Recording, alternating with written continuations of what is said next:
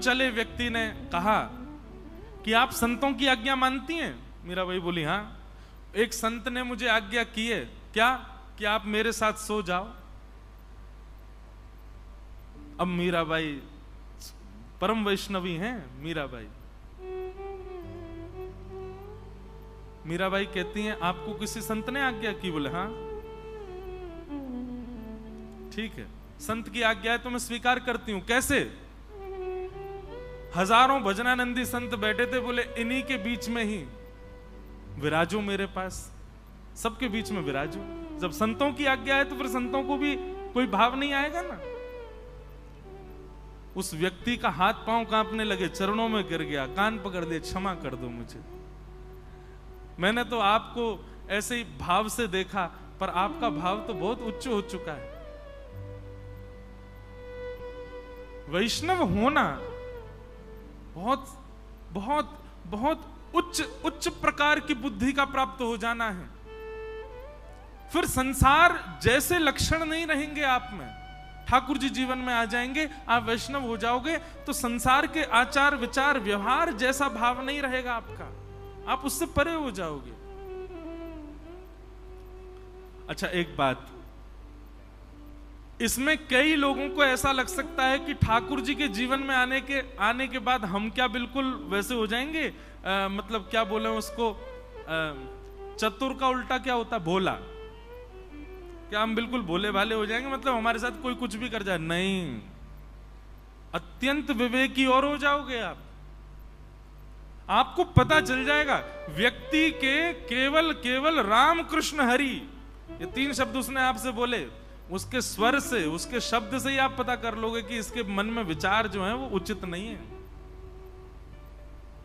और कोई व्यक्ति संसारी बात करेगा तो भी आपको पता चल जाएगा कि ये व्यक्ति परम वैष्णव है। इतना विवेक प्रदान करता है ठाकुर जी का सत्संग। और ये बात मैं नहीं कह रहा हूं, शास्त्राज्ञा करते हैं।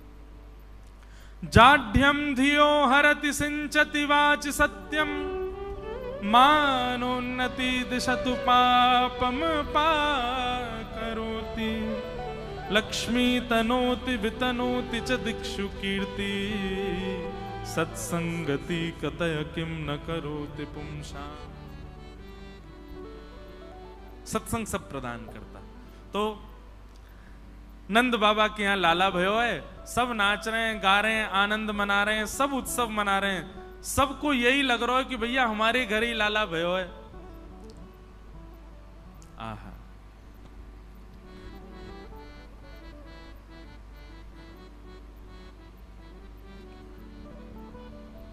खूब उत्सव मन रहा है।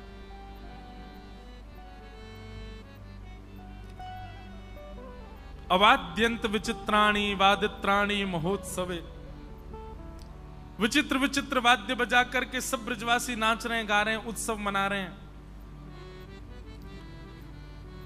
1 वर्ष तक उत्सव मनता रहा।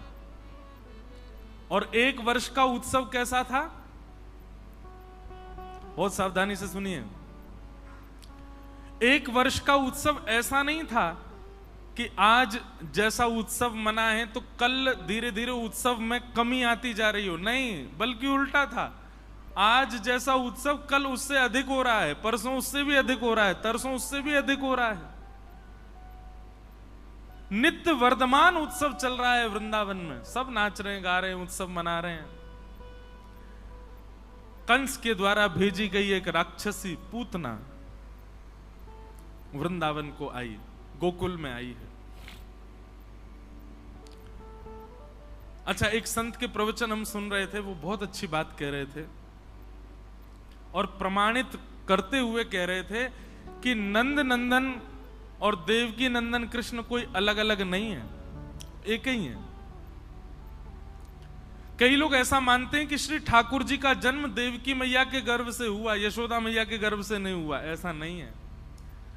उनका भाव ऐसा था कि यशोदा मैया ने, अब प्रमाण तो उन्होंने श्लोकों के दिए, श्लोक मुझे अभी स्मृति में नहीं, पर प्रमाण ऐसा दिया कि श्री यशोदा मैया ने एक बालिका को जन्म नहीं दिया है, 2 जुड़वा बालक जन्मे हैं, एक पुत्र और एक पुत्री। और पुत्र कौन है? बोले नंद नंदन कृष्ण है। और पुत्री कौन है? बोले योग माया।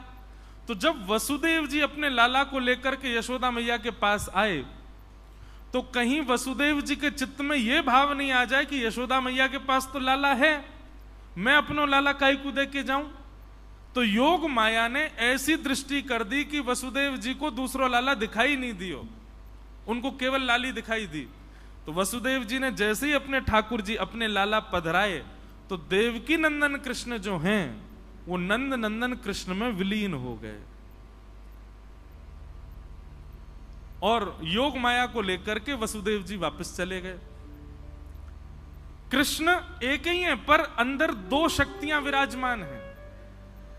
वंशी बजानी होती है, चोरी करनी होवे, गोपीन के संग रास विहार करनो, ग्वाल बालन के संग उधम करनो, तो वो कौन है? बोले वो नंद नंदन है।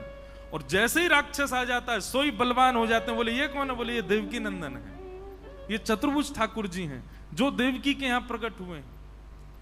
और यही सब लीला करते करते करते करते करते जैसे ही ठाकुर जी के मथुरा गमन का विषय आया, तो अक्रूर घाट वृंदावन में पड़ता है, वहां जब अक्रूर जी स्नान करने के लिए गए, तो रथ में बैठे हुए श्री कृष्ण जो हैं वो दो रूपों में परिणत हो गए और देवकी नंदन कृष्ण जो हैं वो आगे की यात्रा पर चले गए।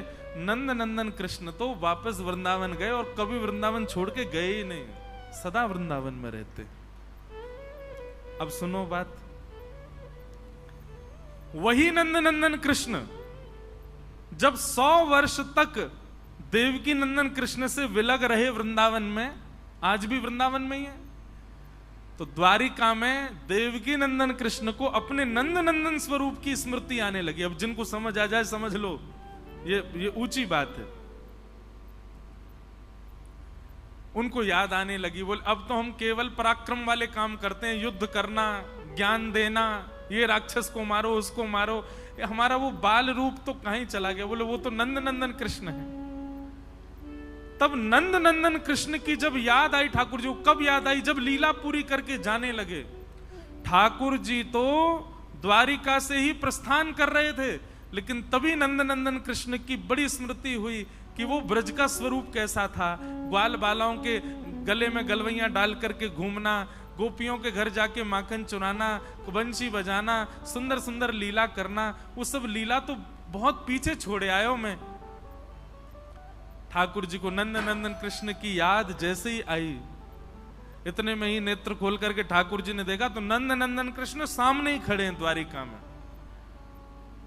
देखते ही ठाकुर जी ने दौड़ करके उनको हृदय से लगाया, तो दोनों पुनः एक है गए। नंद नंदन कृष्ण जैसे ही देवकी नंदन कृष्ण के भीतर प्रवेश किए, ठाकुर जी तुरंत मन में भाव आयो कि अब हमें वृंदावन चलना चाहिए।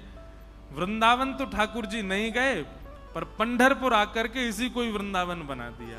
और यहीं पर ही श्री यमुना जी, श्री गिरिराज जी, ब्रजवासियों के साथ में गोपाल काला, ठाकुर जी सुंदर दही ओदन जैसे होता है वैसा बना करके यहां पर लीला कर रहे हैं, वंशी का वेणुनाद कर रहे हैं।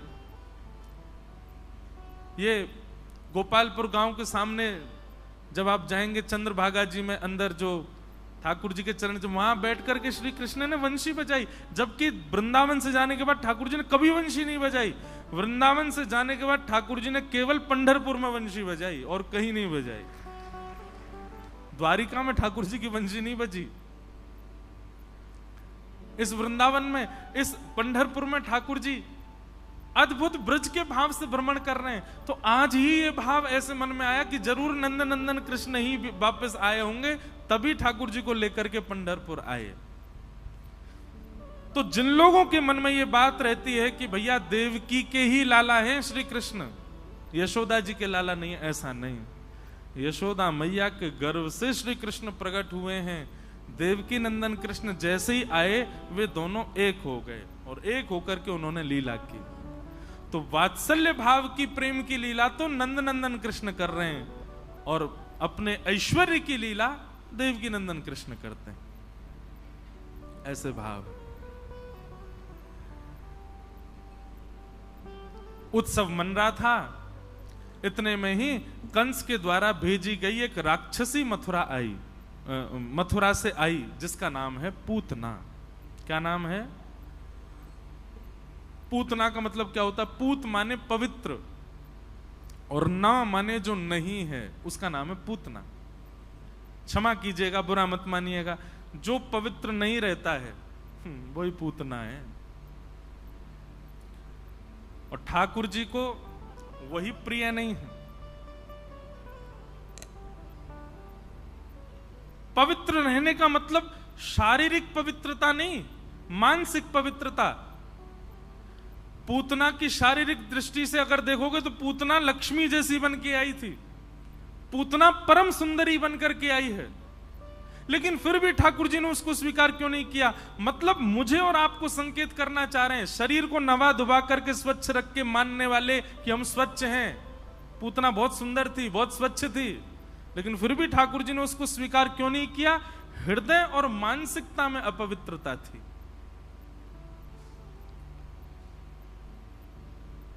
तन साफ करना आवश्यक नहीं, मन में पवित्रता, मन में स्वच्छता होनी चाहिए।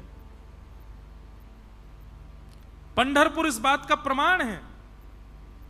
आप कैसी भी स्थिति में हो, हाथ धुबे भी नहीं है तो भी ठाकुर जी आपको स्वीकार कर रहे हैं, आओ हमारे चरण छुओ।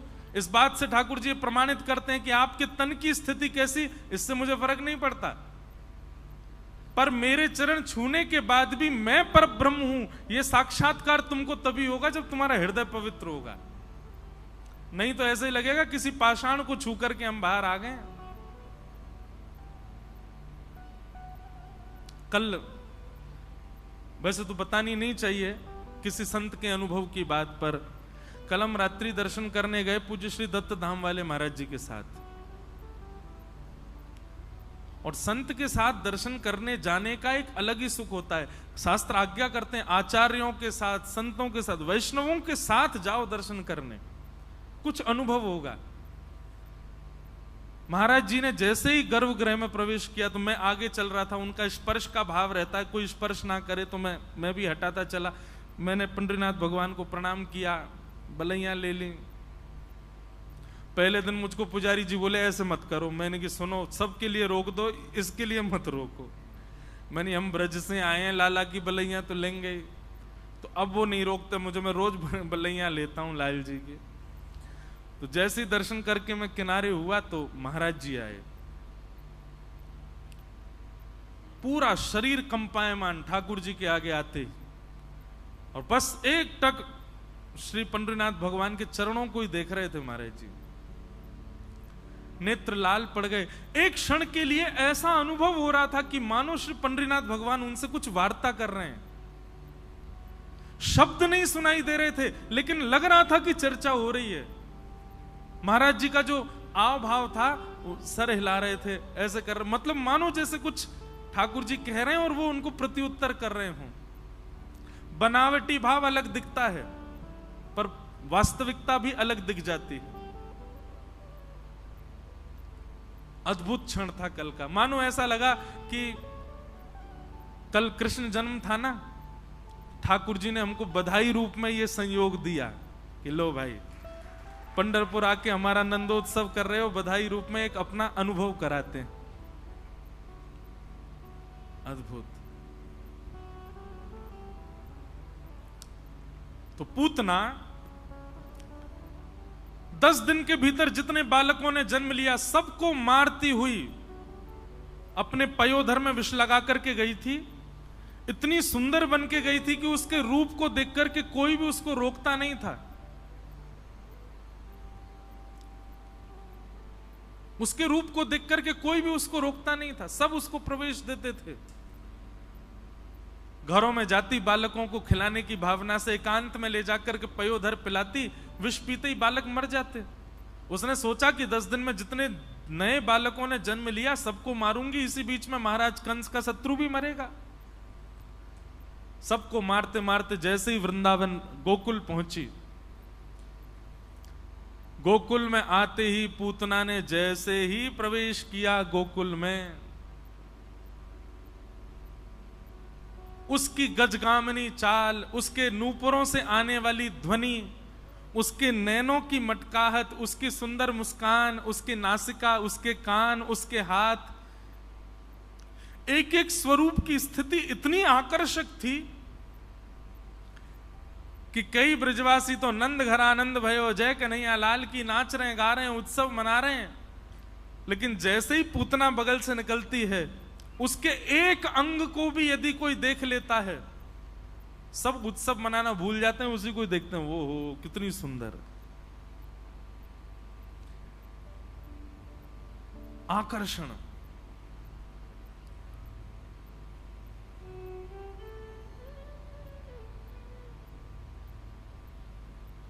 सबको मोहित करती हुई जा रही है। मैं कहता हूं कई ब्रजवासी बालक तो अपनी मैया के पास गए, मैया तू पीछे पड़ी रे, ब्याह कर ले, ब्याह कर ले, ब्याह, मेरो ब्याह करा दे मैया। बोले अच्छा छोरी ढूंढ ली तेने? बोले हाँ मैया ढूंढ ली। कौन है? बोले वो आ रही देख। भाई ते करूंगा ब्याह मैया, देख कितनी सुंदर। पूतना का रूप इतना सुंदर कि सब आकृष्ट होते जा रहे हैं। और केवल पुरुष ही नहीं, गोपियां भी आकर्षित हो रही हैं। भागवत जी में वर्णन करते हुए कहते हैं कि गोपियों ने जब पूतना को देखा तो गोपियां मन में विचार कर रही हैं, अरे बहन देखो ये नंद जी को लाला याकू देख करके तो हमको ऐसी लगी कि जे तो कोई नारायण भगवान तो नहीं है, और आज देख हमारी बात पे मोहर लग गई, वह नारायण को दर्शन करवे साक्षात लक्ष्मी आई है। ऐसी सुंदर ना कभी देखी, ना कभी सुनी, ना कभी सोची, इतनी सुंदर पूतना।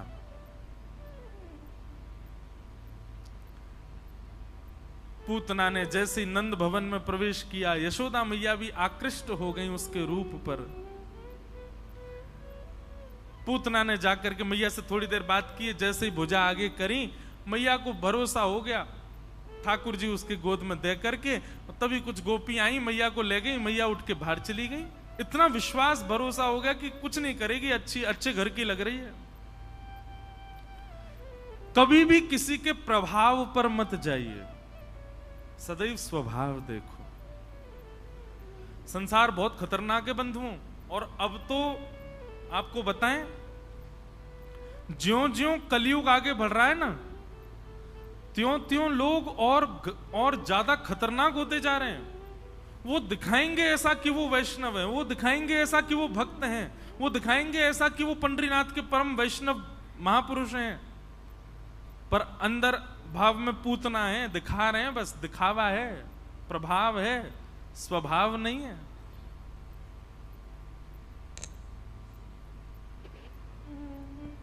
इसलिए गुरुजनों की वाणी सुनते रहा करो, सत्संग करते रहा करो, ये आपको विवेक बुद्धि प्रदान करेगी। कोई कितना भी सुंदर हो, आप सत्संगी हो ना, तो आप इतना दोष नहीं देखोगे, पर इतना जरूर समझ जाओगे कि ये संग रहने लायक है कि नहीं, ये कहीं हमारी भक्ति में विक्षेप तो नहीं डाल देगा।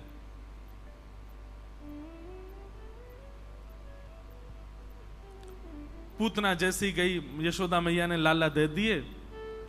अब मैया तो बाहर चली गई, ठाकुर जी पूतना की गोद में हैं।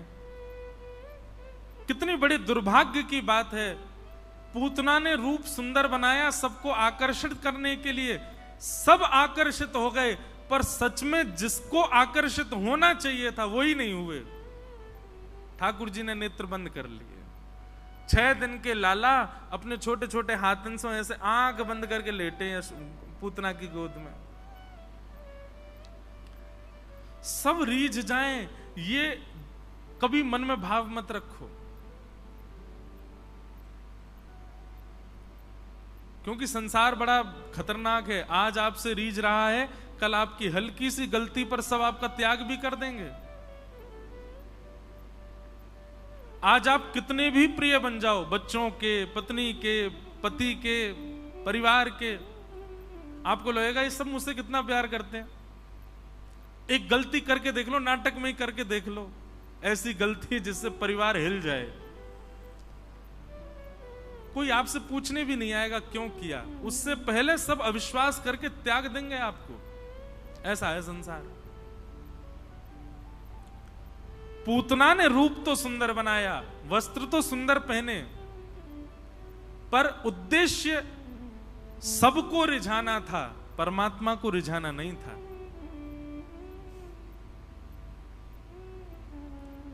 और और सबको रिझाने की भावना से गई तो सब रीझ गए, लेकिन परमात्मा नहीं रीझे। ठाकुर जी के इतने समीप जाने के बाद भी भगवान के नेत्रों की अधिकारिणी नहीं बन पाई पूतना। ठाकुर जी ने नेत्र बंद कर लिए। अब नेत्र बंद क्यों किए भगवान ने, इसके पीछे बहुत सारे उदाहरण दिए जाते हैं। बहुत ध्यान से सुनिएगा सब लोग, सावधानी से। कई उदाहरण हैं कि ठाकुर जी ने नेत्र बंद क्यों किए, पर मुझे एक दो उदाहरण बड़े प्रिय लगते हैं, वो मैं आपको बताऊं। ठाकुर जी ने नेत्र बंद क्यों किए पूतना को देख करके? सबसे पहला कारण, पूतना सुंदर बन के आई। ठाकुर जी को इससे दिक्कत नहीं है, आप खूब सुंदर बन के रहो, पर आपने आकर के किया क्या? हरि भजन कर रहे, हरि उत्सव मना रहे, हरि कथा सुन रहे, हरि को भज रहे लोगों को आपने हरि भजन छुड़वा करके अपनी ओर आकृष्ट कर लिया। ठाकुर जी कहते हैं ये दोष है पूतना का, जिसके कारण मैं उसको नहीं देखूंगा। समझ में आई बात? कोई भगवत भजन कर रहा है, कोई कथा सुन रहा है, कोई ठाकुर जी का स्मरण कर रहा है, और आपकी उपस्थिति से यदि उसका भजन छूट रहा है, कथा छूट रही है, ठाकुर जी से जो उसका कनेक्शन बन रहा है उसमें आप बाधक बन रहे हो, तो आप ही पूतना हो। इसीलिए मैं कई बार बताया करता हूं, कथा में आने वाले को और विशेष रूप से लेट आने वाले को पीछे ही बैठ जाना चाहिए। कूदते फांदते उछलते कूदते, ओ मेरी जगह मैं वहां बैठूंगा, पहले आते। अब वो आया, व्यास जी की भी दृष्टि उस पर पड़ी, जनता भी देखने लगी कौन आया है। अब मैं उस समय तो नहीं बोल सकता, मन ही मन सोचता हूं आ गई पूतना। बुरा नहीं मानना, आ गई पूतना मतलब क्या? पुरुष आते तो भी यही बोलता हूं, मेरी पूतना आ गई। सबका ध्यान उसी की ओर चला गया। सीधी बात, आप भक्ति में बाधा बन रहे हो यदि किसी की, आप कथा में बाधा बन रहे हो, आप ठाकुर जी से मिलन में बाधा बन रहे हो, आप ही पूतना हो। और पूतना हो मतलब सबके प्रिय बन जाओगे जीवन में, ठाकुर जी के प्रिय नहीं बन पाओगे। हरिप्रिय बनना है, ये हमारा उद्देश्य है। इसलिए कभी भी किसी की भक्ति में, किसी के भजन में, किसी की कथा में, किसी के भगवत भाव में, भगवत मिलन में कभी भी बाधा मत बनो। नहीं तो ठाकुर जी के इतने समीप जाकर के भी ठाकुर जी के नेत्रों में नहीं बैठ पाओगे, जैसे पूतना।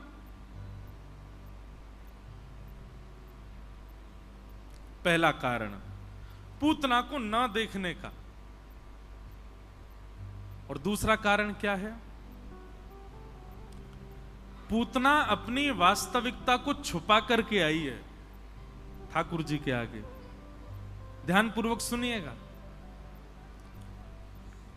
पूतना अपनी वास्तविकता को छिपा करके आई है। वास्तव में पूतना कौन है? राक्षसी। वास्तव में पूतना कौन है? अपवित्र। वास्तविक में पूतना कौन है? जैसा दिखा रही है उसके बिल्कुल विपरीत है वास्तव में। इसलिए ठाकुर जी ने उसको नहीं देखा। अपनी वास्तविकता छुपा करके पूतना आई है, इसलिए ठाकुर जी के नेत्रों के अधिकारिणी नहीं बन पाई।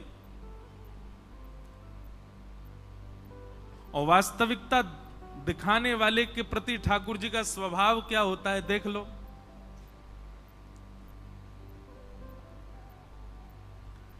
7 कोस लंबे चौड़े गिरिराज पर्वत को उठाने के लिए ठाकुर जी बाएं हाथ की इकन्नी उंगली का नख इस्तेमाल करते हैं, और वंशी उठाने के लिए 2 हाथ चाहिए इनको। इतना बड़ा गिरिराज पर्वत नख पे उठा लिया, और हल्की सी वंशी उसके लिए 2 भुजा, और पूरी व्यवस्था अपनी उंगली आदि सब व्यवस्थित करते हैं, तब वंशी। अरे जब इतना बड़ा गिरिराज पर्वत नख पे उठा सकते हैं तो वंशी को तो देख लें तो वंशी बच जानी चाहिए। लेकिन वंशी के लिए इतनी व्यवस्था क्यों करते हैं? दोनों भुजाओं का प्रयोग, अपने ओष्ठ पर विराजमान, अपने अधरामृत का पान अपनी उंगलियों से उसके चरण दबाना, ये सब क्यों? क्योंकि वंशी अपनी वास्तविकता छुपाती नहीं है। वो कहती है मैं पोली हूं, मुझ में 6 छिद्र हैं, मुझ में 6 तो नीचे छिद्र होते हैं, ऊपर 7 छिद्र हैं, मैं ऐसी हूं ठाकुर जी, मेरे अंदर कुछ रुकेगा नहीं, ये मेरा वास्तविक स्वरूप है। ठाकुर जी बोले वास्तविकता बताएगी तो अपने अधर पर विराजमान रखूंगा, और अपनी वास्तविकता छुपा करके आएगी तो अत्यंत समीप आने पर भी पूतना की भांति 2 नेत्र भी बंद कर लूंगा, देखूंगा ही नहीं मैं। क्यों? अपनी वास्तविकता छुपा रहे हो। ये सूत्र हैं। जब श्री पंडरीनाथ भगवान के सामने जाते हो, मुझे तो बहुत विरह हो रहा है कि 2 दिन बाद कथा पूरी होगी, तो फिर ये शाम का ये सुख कैसे मिलेगा? कथा पूरी करते ही जाना, ठाकुर जी के चरण स्पर्श करना।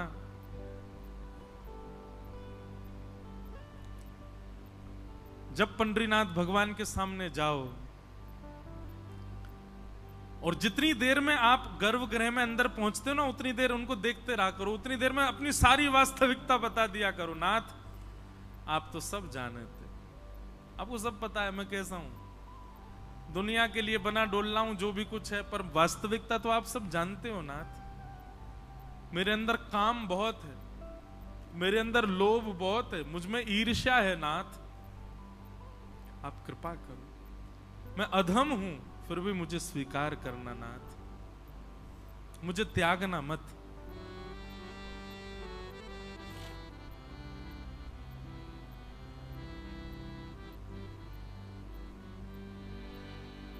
एक भाव में गाया करता हूं,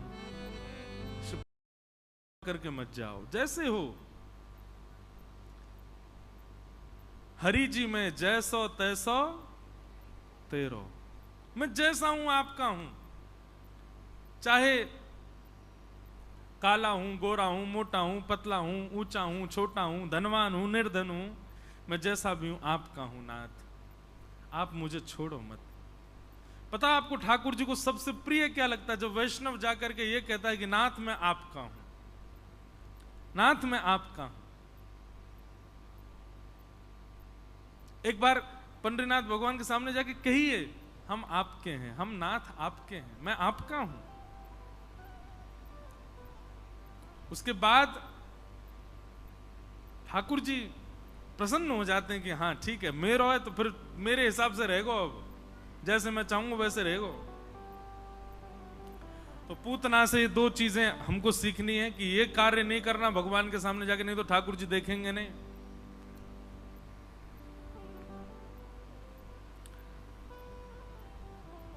पूतना ने भगवान को गोद में लिया, भगवान ने उसको देखा नहीं। जैसे ही पूतना ने अपना पयोधर भगवान के मुख में दिया, भगवान ने उसके पयोधर को पीना प्रारंभ किया।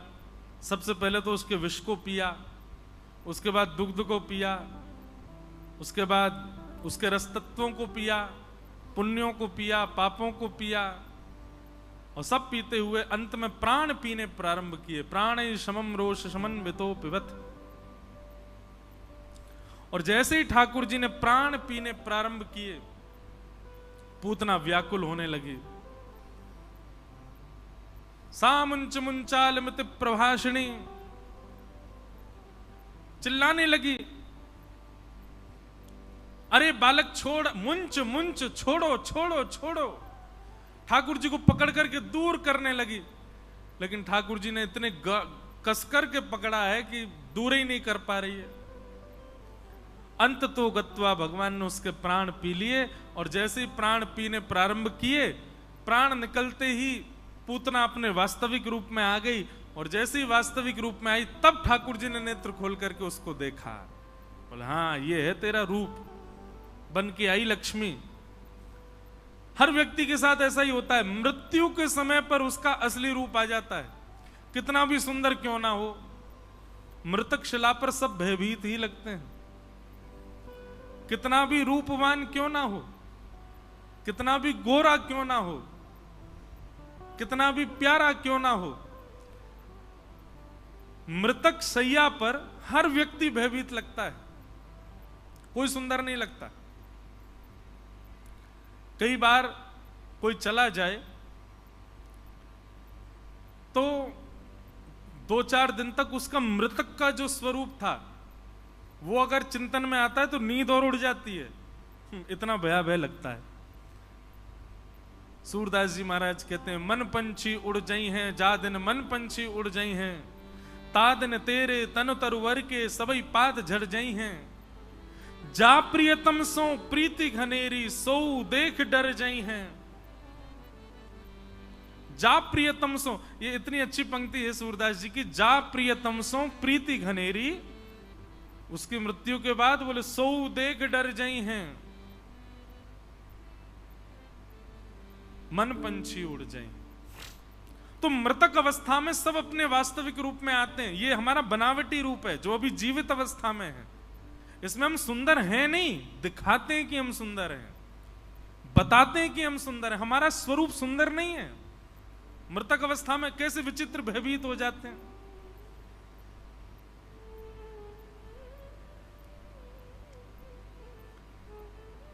पूतना तो पहले से ही भयभीत थी, भयाभय थी, और भगवान ने जैसे उसका मृत्यु की प्राण खींचे तो और भयभीत होकर के प्रकट हुई। तब ठाकुर जी ने उसको देखा और भगवान की दृष्टि पड़ते ही उसकी जैसे ही मृत्यु हुई तो भगवत धाम को प्रस्थान कर गई, वैकुंठ की प्राप्ति हुई।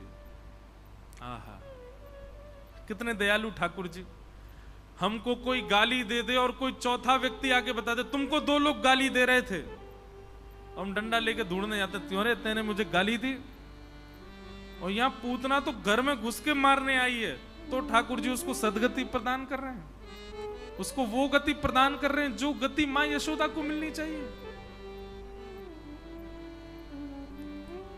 अहो बकीयम स्तनकालकूटम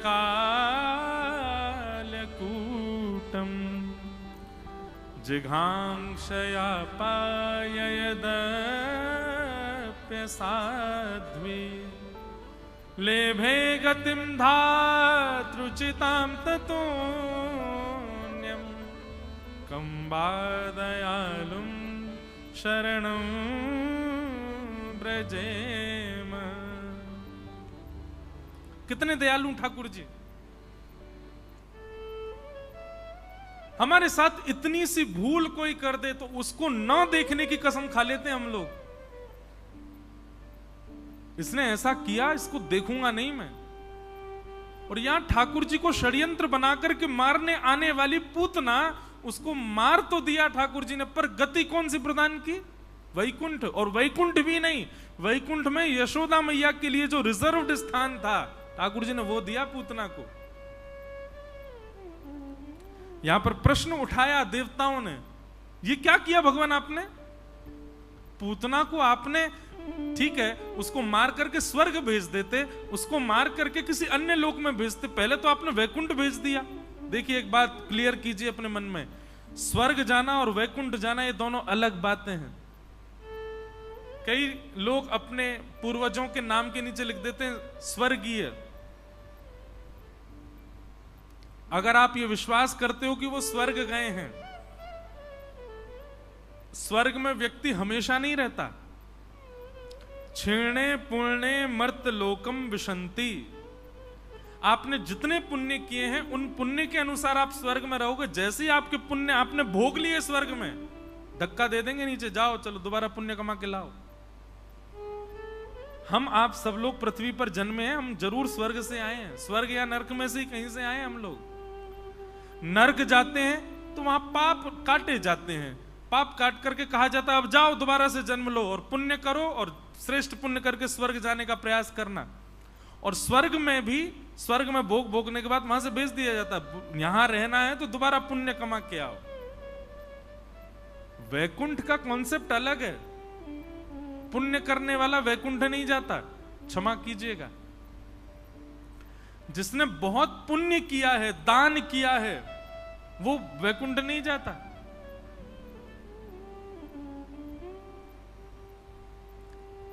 भगवान कहते हैं वैकुंठ के लिए पुण्य आवश्यक है, पर पुण्य यदि रहेगा ना अंदर तो वैकुंठ की प्राप्ति नहीं होगी।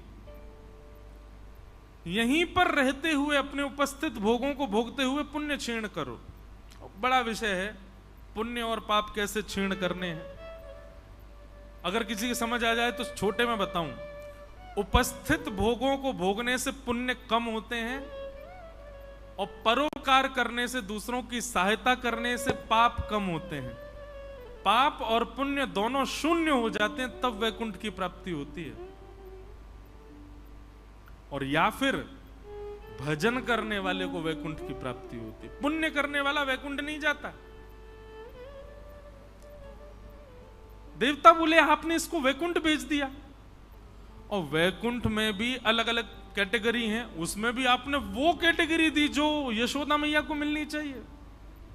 क्यों नाथ? ठाकुर जी की दयालुता देखो। देवता कहते हैं उसका नाम अच्छा था, बोले पूतना। नाम अच्छा नहीं है, पवित्र नहीं, वो है पूतना। बोले काम अच्छा था, बोले लोक बाल अग्नि, बालकों को मारती है, ये उसका काम है। काम भी अच्छा नहीं। तीसरा, जाति अच्छी होगी, बोले राक्षसी, जाति भी अच्छी नहीं। चौथा, भोजन अच्छा होगा, बोले रुधिरासन, खून पीती है। भगवान के पास आने का उद्देश्य अच्छा होगा,